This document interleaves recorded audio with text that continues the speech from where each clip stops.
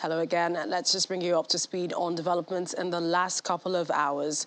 Hungary's Foreign Minister Peter Szijjártó in Soad is said to be on his way to Moscow to discuss the purchase of more Russian gas for his country. The ruling Fidesz party says this is to help ensure the security of Hungary's energy supply. The Kremlin says gas delivery problems to Europe were caused by sanctions that create technical difficulties as the Nord Stream pipeline reopened after maintenance, but with a reduced flow. Also, the UK says it will be sending scores of artillery guns and more than 1,600 anti-tank weapons to Ukraine in the latest supply of Western arms to help bolster its defense against Russia.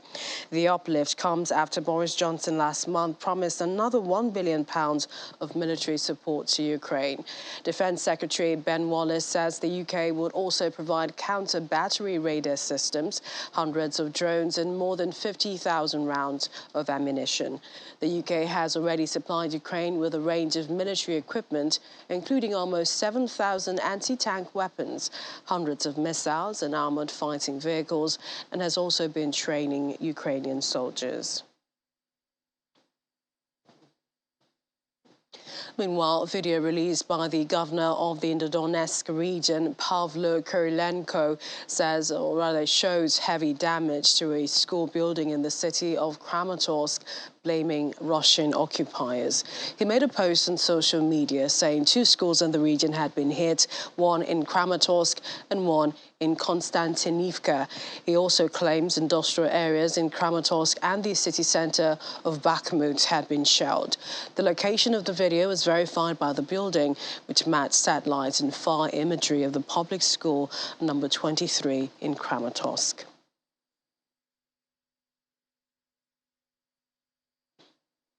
Well, speaking of Bakhmut, police in Ukraine's eastern Donetsk region have also released a video showing heavily damaged buildings and debris-laden streets in the city. Accompanying text published by the police said Russian missiles had hit 13 settlements in the region, including the cities of Konstantinivka, Kramatorsk, and a number of smaller cities and villages. Police say Russian forces used Iskander-K cruise missiles, Tornadoes, Smerch rocket launchers and smaller artillery in the strikes, in which an unspecified number of civilians were killed or wounded.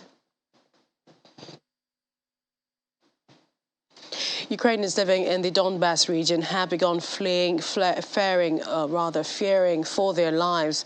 Russia intensifies its attacks on the region Wednesday. Women, children and the elderly, some in wheelchairs, were seen boarding the train, settling in the sleeper carriages ahead of a long journey to safety. One of the passengers said she was leaving because the apartment block she used to live in was damaged in shelling and she could not stay there any longer. Another said she fled the town of Severodonetsk before it was captured by Russian forces. She said she and her family members had to abandon their previous life and have nowhere to go.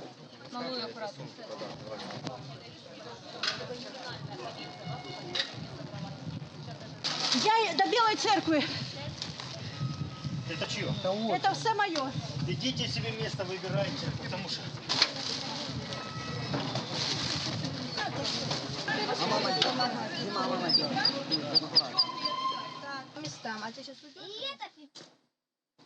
Well, on the other hand, Russia's defense ministry spokesman Igor Konashenkov says forces shot down a Ukrainian Su-25 aeroplane near the city of Kramatorsk in the Donetsk region. Explaining further, he said Russian air defense systems shot down an Mi-8 helicopter of the Ukrainian Air Forces near Povkamysky in the Mykolaiv region. After failing to capture the capital Kyiv at the outset of the invasion, Russia has shifted to a campaign of devastating bombardments to cement and extend its control of Ukraine's south and east.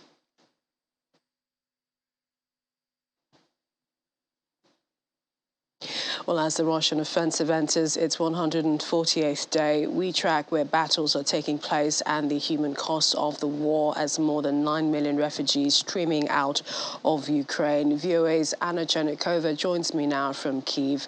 Hi, Anna. Good to see you. According to the Institute for the Study of War, Ukraine conducted a second high-precision strike against Antonievsky Bridge, a major Russian logistic artillery east of Kherson city. What more do we know? Good evening. Yes, Ukrainian armed forces in general continue their attacks in Kherson region, targeting Russian support and ammunition supply points, and actually Ukrainian general staff report of certain improvements in that area for Ukrainian forces. This is something that goes in line with attack on the bridge. We have confirmation from military officials that the bridge has been hit twice. This is a very important logistics area for Russian forces, and for the moment, Kherson administration, Ukrainian administration, Kherson officials, they confirmed that Russian forces have certain difficulties with putting the bridge back to normal and back to operation, because the damages are very, let's say, impressive, meaning that there is only cars, normal ordinary cars can pass for the moment. No trucks or any, heavy equipment, especially military equipment, could actually go over the bridge. So, according again to the Kherson officials, Russian forces are trying to find who can help them to repair the bridge, and there are certain, there is certain information that they even look for help, look for the help from Moscow. But again, this we cannot confirm. This is just what we hear from Ukrainian officials in Kherson.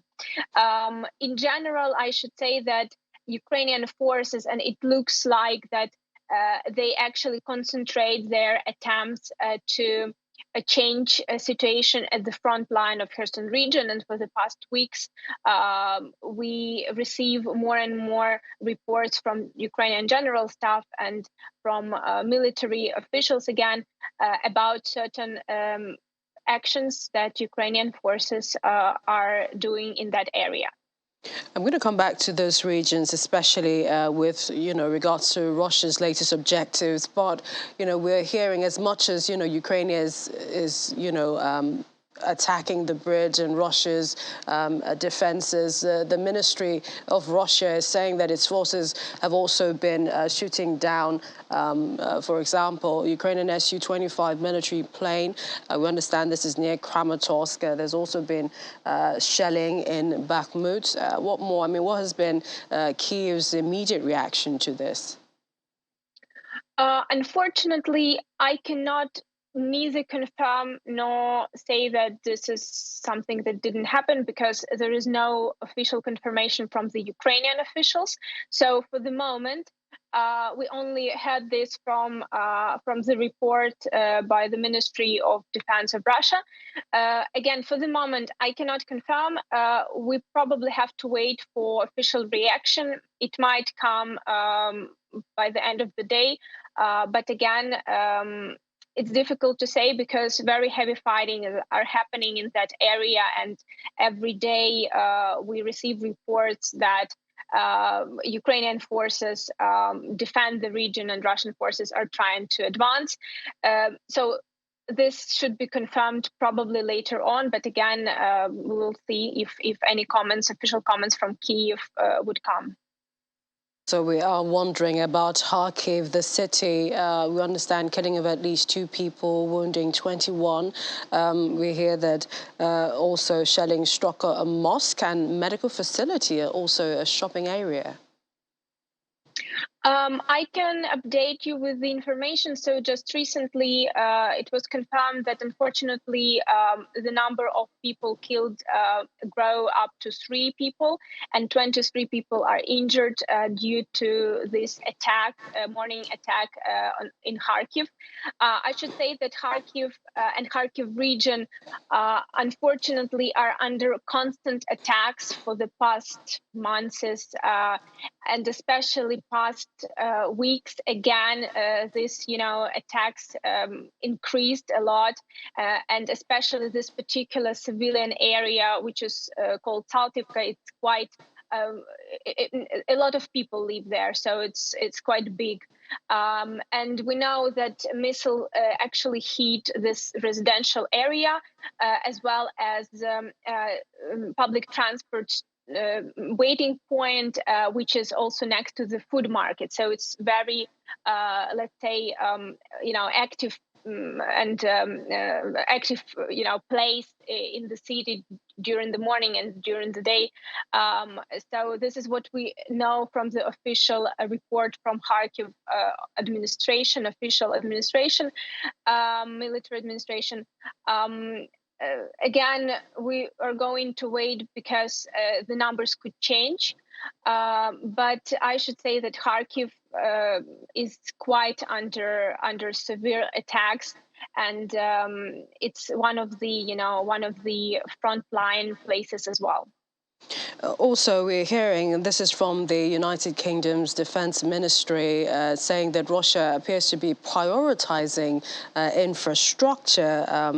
It says that Russia is prioritizing the capture of critical national infrastructure as their forces close in on Ukraine's second biggest power plants. This is east of Donetsk. Do you think that, these are some of the things that are happening? And this is also, when you compare that to the recent comment of Russia's Foreign Minister Sergei Lavrov, implying that Moscow's strategy had changed after the West supplied Ukraine longer-range weapons, saying that they might be now have to push Ukrainian forces further from the front line.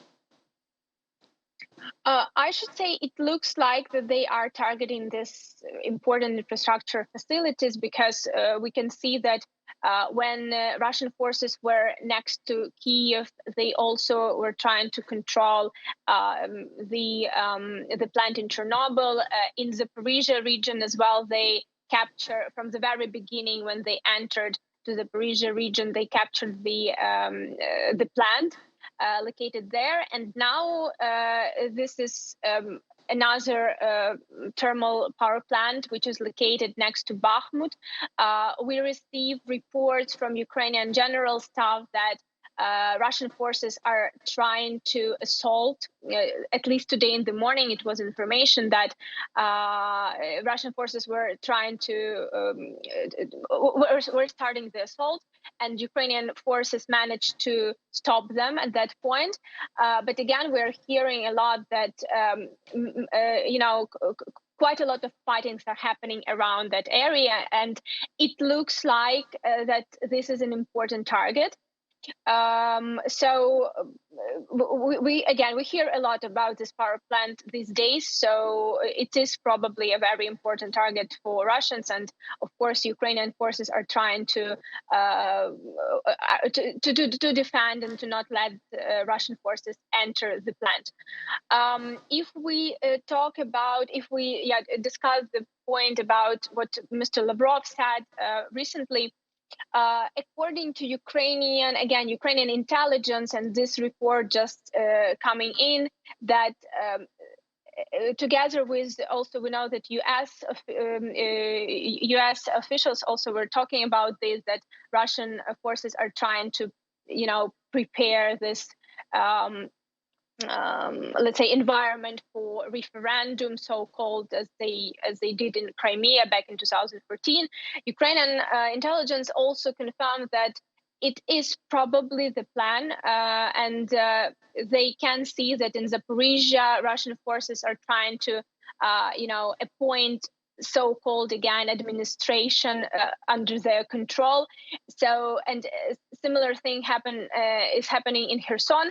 So what intelligence is saying that probably Kherson region, which is now under Russian control, and the Zaporizhia region also, which is under Russian control, probably would be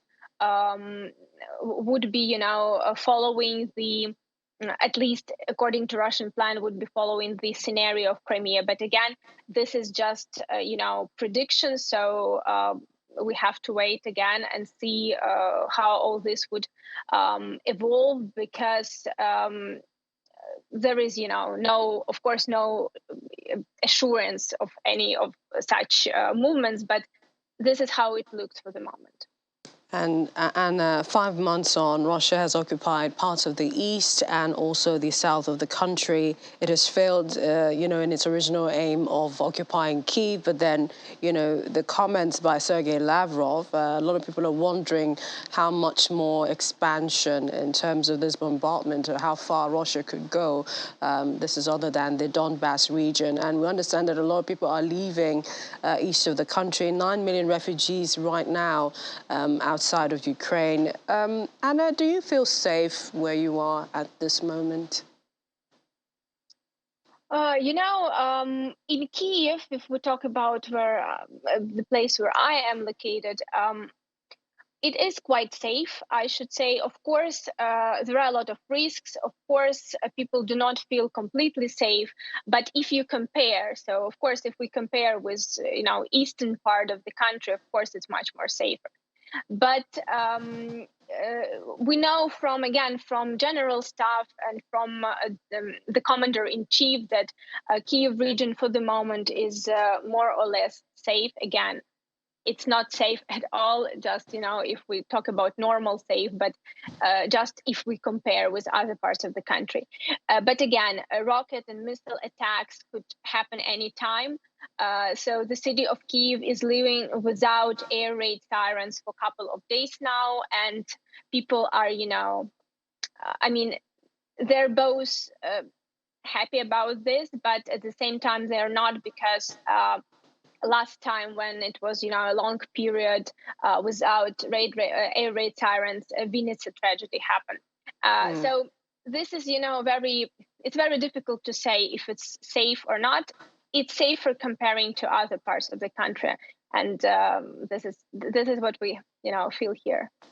And indeed, you have to be cautious as well. Anna, we always appreciate your time on the program. Do stay safe. Thank you for joining me.